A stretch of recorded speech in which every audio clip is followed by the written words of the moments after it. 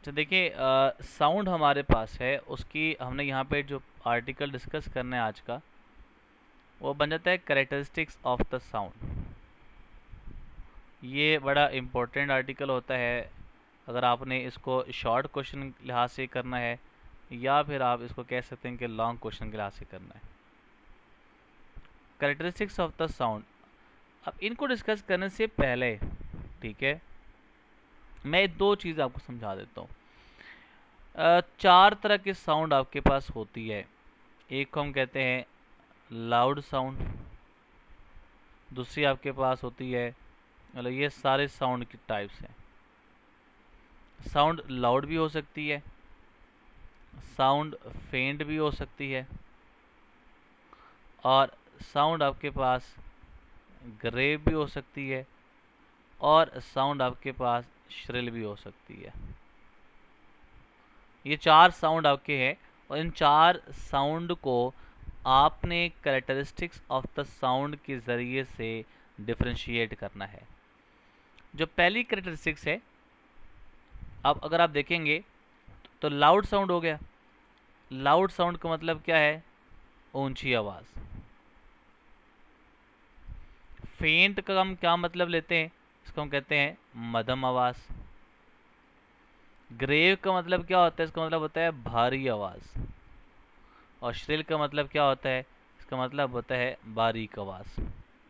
ठीक है, ये चार साउंड को आपने हर कैरेक्टरिस्टिक्स ऑफ द साउंड के अकॉर्डिंग आपने इसको क्या करना है? डिफरेंशिएट करना है। तो सबसे पहली जो हमारे पास कैरेक्टरिस्टिक्स यहाँ पे बन जाती है, वो है लाउडनेस ऑफ द साउंड। पहली कैरेक्टरिस्टिक है लाउडनेस ऑफ द साउंड। तो जैसे कि मैंने कहा कि हमारे पास चार साउंड है, तो ये एक ऐसी कैरेक्टरिस्टिक होगी जो किसी दो साउंड को आपस में डिफरेंशिएट करेगी। तो आप इसको लिख सकते हैं कि it is the characteristics of the sound. आप लिखेंगे it is the characteristics of the sound due to which we can differentiate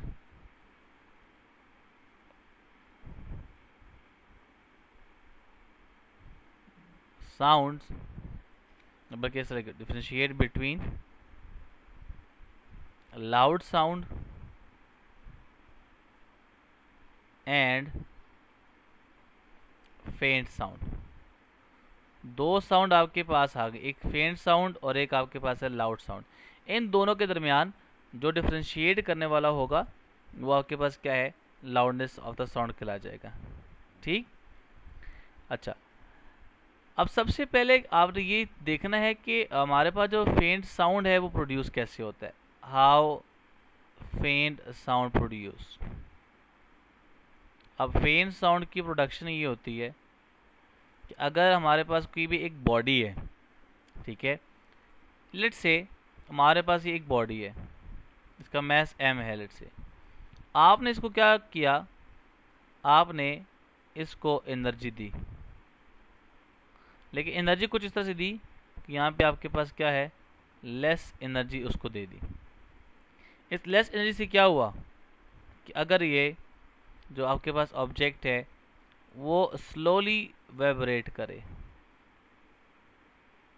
जब स्लोली वाइब्रेट करेगा, ठीक है, और इसका जो एम्पलीट्यूड होगा वो क्या हो जाएगा? लेस हो जाएगा। तो इसका मतलब है इसकी वजह से यहाँ पे जो आवाज़ प्रोड्यूस होगी वो क्या प्रोड्यूस होगी? फेंट साउंड प्रोड्यूस होगी। हाँ, जैसा स्ट्रिंग्स हैं, ठीक है, स्ट्रिंग को कभी टाइट बांधो, कभी आप ढीले बांध लो। अगर स्ट्रिंग को आप टाइट बांधेंगे तो उनका एम्पलीट्यूड ऑफ वाइब्रेशन क्या हो जाएगा? बढ़ जाएगा। ठीक है, और अगर आपके पास उसकी टाइटनेस कम होगी, लूज होंगे, तो उनका एम्पलीट्यूड वाइब्रेशन क्या हो जाएगा? कम हो जाएगा। तो आपके लेस एनर्जी सप्लाई होगी, उसको स्लोली वाइब्रेट करेगा, तो फेंट साउंड। लेकिन अगर आप कहते हैं कि मेरे पास क्या साउंड प्रोड्यूस हो रही है? लाउड साउंड प्रोड्यूस हो रही है, अब ऐसी एग्जांपल ले लो लाउड साउंड के लिए कि मेरे पास ये स्ट्रिंग्स हैं, जो कि सपोज कर लें गिटार है, उनकी स्ट्रिंग्स हैं, ठीक है। आप इसको एनर्जी सप्लाई किए जा रहे हैं, लेकिन इस टाइम पे आपने इसको मोर एनर्जी सप्लाई कर दी। उससे क्या हो गया, एनर्जी सप्लाई करने से वाइब्रेशन बढ़ गई, amplitude of vibration it increases, so this is indirectly proportional to the loud sound. ये बात समझ आ गई जी। अच्छा, नेक्स्ट आपके पास है, मैं ये कह सकता हूं एक छोटा सा रिलेशन। कौन? हाँ, हाँ, स्ट्रिंग्स वाइब्रेट करेंगे। अगर आप उसको स्लोली प्लग करते हैं, कम एनर्जी देते हैं, तो स्लोली वाइब्रेशन होगी, आवाज़ कम, फेंट साउंड। लेकिन अगर आप ज़्यादा ज़ोर से प्लग करेंगे तो एम्पलीट्यूड बढ़ जाएगा, तो लाउड साउंड प्रोड्यूस होगी। इट मीन्स कि मैं यहाँ पे लिख सकता हूँ कि यहाँ पे जो बेसिकली हमें नज़र आई बात वो कुछ इस तरह से कि लाउडनेस ऑफ द जो भी साउंड होगी, this is directly proportional to the amplitude of the sound wave. लेकिन लीनियर पावर से नहीं है, वो किस पावर से है? सेकंड पावर से, ठीक है। तो ये आपका एक रिलेशन बन जाता है। अब ये जो साउंड है, जो आपने लाउडनेस बोले हुए, this loudness further depends on many factors. Number 1, सबसे पहला फैक्टर आप समझ लें, जो वो ये कि लाउडनेस का एस, चले मैं इसको दे दूँ। सबसे पहले आ जाता है vibrating area of vibrating body, area of vibrating body. सबसे पहले एरिया ऑफ वाइब्रेटिंग बॉडी, बड़ी सिंपल सी एग्जांपल है। देखो कि अगर मेरे पास एरिया ज़्यादा हो, ठीक है, तो लाउडनेस क्या हो जाएगी? ज़्यादा। अब यहाँ पे देखो, मेरे पास एक स्कूल बेल होती है, मैं एग्जांपल से बात समझाता हूँ। स्कूल बेल जो आपके पास होती है, उस स्कूल बेल का जो एरिया है वो ज़्यादा, इट मीन्स कि वो वाइब्रेशन क्या प्रोड्यूस किए जा रहे हैं? ज़्यादा प्रोड्यूस किए जा रहे हैं।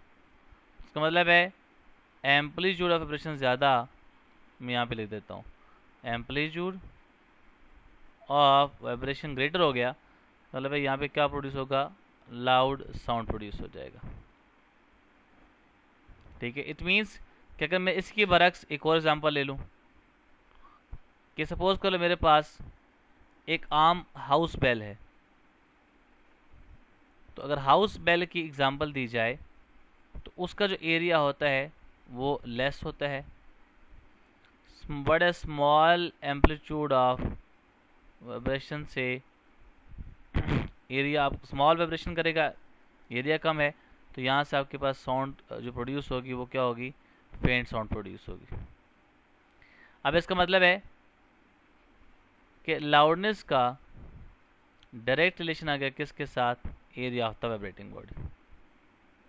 ये मेरे पास एक रिलेशन आ गया। फिर सेकेंड्स के अंदर आ जाता है एम्पलीट्यूड ऑफ वाइब्रेशन बॉडी,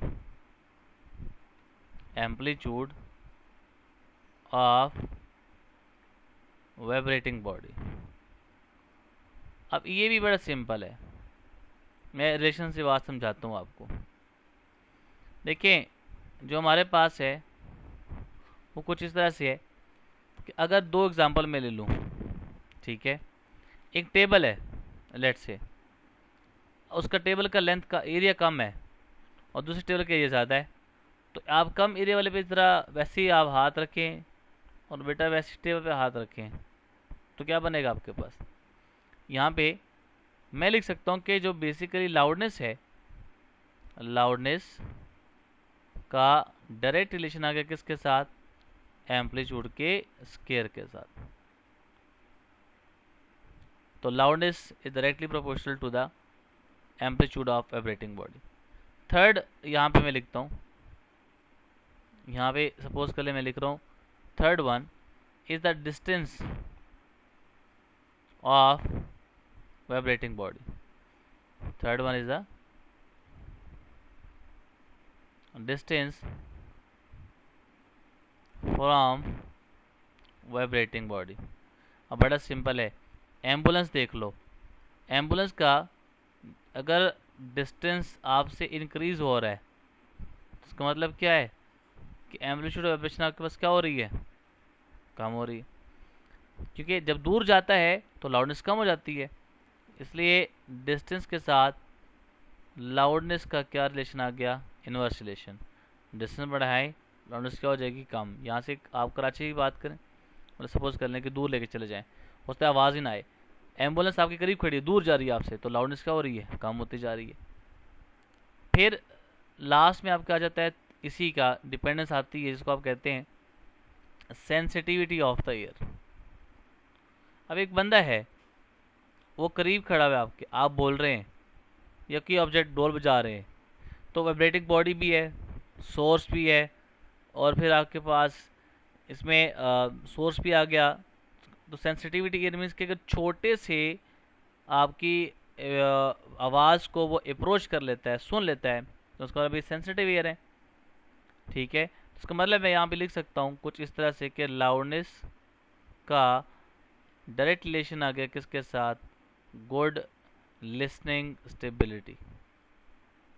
ठीक है, तो ये हमारे पास क्या हो जाता है, इसके तमाम फैक्टर हो जाते हैं किसके लिहाज से, ये अब आ जाता है हमारे पास लाउडनेस के लिहाज से। ठीक है, इसकी कुछ यूनिट्स हैं वो याद रखनी है। जैसे अगर मैं बात करूं यूनिट्स की, तो जो लाउडनेस हमारे पास होती है इसको हम कहाँ मेजर करते हैं, किस यूनिट में मेजर कर रहे होते हैं, हमारे होती है डेसिबल, और इसको हम डिनोट करते हैं किस से, डीवी से। ठीक है, अच्छा, फिर सबसे जो आपके पास सॉफ्टेस्ट साउंड होती है वो याद होनी चाहिए। सॉफ्टेस्ट साउंड जो होगी वो 0 डेसिबल पे होगी। ठीक ठीक है, अच्छा, क्लियर है। नेक्स्ट आ जाता है हमारे पास पिच ऑफ द साउंड। अब पिच ऑफ द साउंड क्या चीज, सॉरी, जो 0 डेसिबल पे होती है, जिसकी लाउडनेस 0 डेसिबल हो। अब आ जाए पिच के ऊपर, पिच ऑफ द साउंड। अब पिच ऑफ द साउंड क्या है, आप इसको लिख सकते हैं कि मेरे पास एक कैसे साउंड है, it is the characteristic of the sound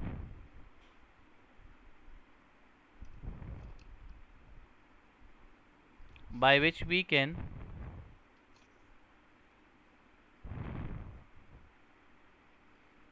differentiate between shrill and the grave sound, shrill and the grave sound। तो इसको आप बोलेंगे कि ये क्या है, पिच ऑफ द साउंड। ठीक है, अब ज़रा गौर से देखिएगा, हमारे पास एक रिलेशन होता है, रिमेंबर, देखें पिच का डायरेक्ट रिलेशन आ जाता है फ्रीक्वेंसी के साथ, जिसकी फ्रीक्वेंसी ज़्यादा पिच ज़्यादा। इसी तरह से पिच का फ्रीक्वेंसी के साथ चूंकि डायरेक्ट रिलेशन है तो पिच कम फ्रीक्वेंसी कम। ठीक है, अब पिच जिसकी ज़्यादा फ्रीक्वेंसी ज़्यादा उसको आप बोलेंगे कि ये कौन सी है, श्रिल साउंड है, और जिसकी पिच कम है और फ्रीक्वेंसी ज़्यादा है उसको आप कहेंगे कि क्या है, लाउड साउंड कहा जाता है। ठीक है, अब इन दोनों को डिफ्रेंशिएट करने वाला कौन सा है, पिच ऑफ द साउंड है। अच्छा, जिस तरह से सपोज कर ले, मैं एग्जांपल से बात समझाता हूँ। एक हमारे पास साउंड है और साउंड की जो फ्रिक्वेंसी है वो लेट्स हम कहते हैं 100 हर्ट्ज है, ठीक है। वो हमारे पास क्या है 100 हर्ट्ज हम कह देते हैं कि ये मौजूद है। अच्छा, अब साउंड जिसकी फ्रिक्वेंसी हमारे पास क्या है 100 हर्ट्ज है, और एक और साउंड है उसकी फ्रिक्वेंसी हम समझ लेते हैं कि लेट्स से 1000 हर्ट्ज होगी। दोनों में फ़र्क तो है। जो आपके पास 100 वाली है लो पिच है, तो इसका मतलब है लो फ्रिक्वेंसी। हाई पिच है मीन्स ये आपके पास क्या बन जाएगा हाई पिच है, तो उसका फ्रिक्वेंसी क्या हो गई ज़्यादा, पिच इज़ ग्रेटर। ठीक हो गया।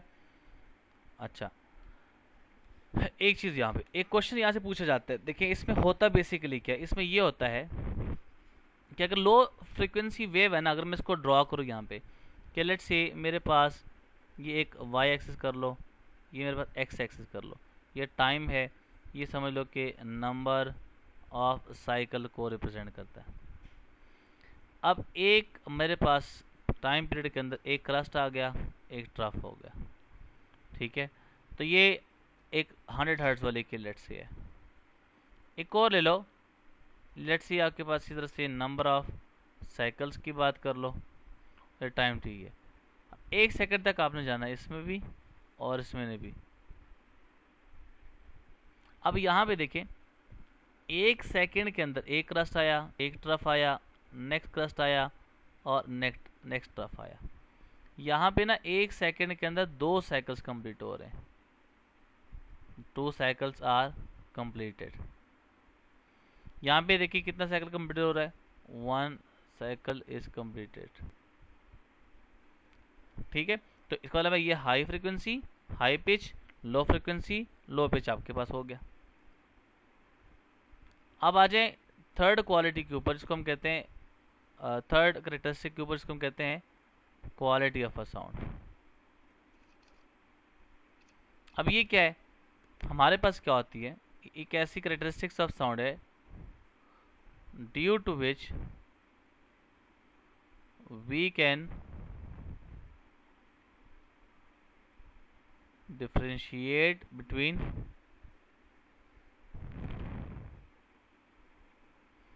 sound of same frequency, या फिर कह सकते सेम पिच एंड लाउडनेस। उनकी लाउडनेस भी सेम हो गई, पिच भी सेम हो गया, तब हम डिफ्रेंशिएट करेंगे तो हम कहेंगे क्या है क्वालिटी ऑफ अ साउंड। किस तरह से डिफ्रेंशिएट करते हैं, why, because the quality of a sound depends upon wave formation. जैसे कि सपोज कर लेते हैं वेव फॉर्मेशन की, मेरे पास एक इंस्ट्रूमेंट है, एक सपोज कीजिएगा कि मेरे पास गिटार है, कोई जो भी है वो आपने यहाँ पे देख लीजिएगा। एक हमारे पास साउंड अगर ये जनरेट किए जा रहा है, उसकी वेव फॉर्मेशन लेट से ये हो गई। एक और मेरे पास साउंड है, हम उसकी फ्रीक्वेंसी को भी देखते हैं कि क्या है। अच्छा, अब एक और मेरे पास है, सपोज करो ये फ्लूट की है, फिर एक फ्लूट एक इंस्ट्रूमेंट है म्यूजिकल, उसकी है। एक सपोज कर लो कि मेरे पास वायलिन है, अब हो सकता है उसकी फॉर्मेशन इसके लिहाज से डिफरेंट हो। जैसे कि अगर मैं इसको लिखूं, यहाँ पे लिख लिया, ठीक है, फिर ये चला गया, तो ये इसकी डिफरेंट वेव फॉर्मेशन हो सकती है। तो वेव फॉर्मेशन की बेस के ऊपर हम डिफ्रेंशिएट करते हैं दो साउंड्स को, इसकी पिच और फ्रिक्वेंसी क्या हो सेम हो और वो लाउडनेस भी सेम दे रहा हो।